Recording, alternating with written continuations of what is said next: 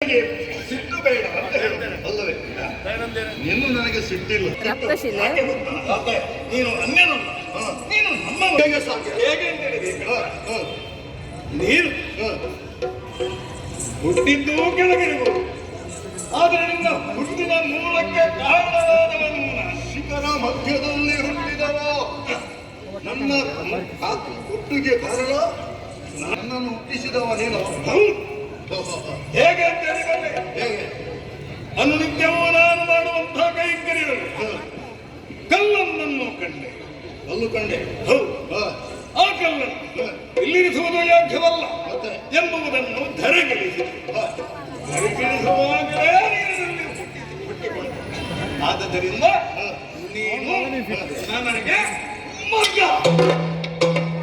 ದಿನನಿತ್ಯ ಭಸ್ಮಲೇಪಿತನಾದಂತ ನಿನಗೆ ಭಸ್ಮದಲ್ಲಿ ಕಲ್ಲೊಂದು ಸಿಕ್ಕಿತ್ತು.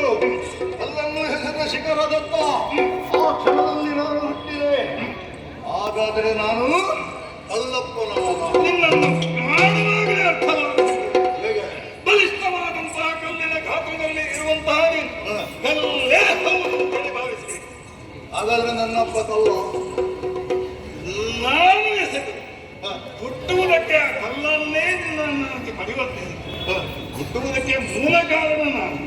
ಕಲ್ಲಿನಲ್ಲಿ ಹುಟ್ಟಿಕೊಳ್ಳುವ ನೀನು ಕಲ್ಲನ್ನು ಎಸೆದಂತಾದುದರಿಂದ ನಾನು ಹುಟ್ಟೆ. ಹಾಗಂತೆಯಲ್ಲಿ ಕಲ್ಲನ್ನು ಎಸೆದವ ನಾನಾದುದರಿಂದ ನಾನು ಅಪ್ಪ, ನೀನು ಮಗ.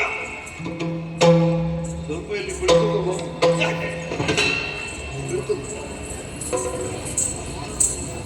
ಪೂರ್ಣ ವಿಲಾಸ ಬೇಕು ನನಗೆ.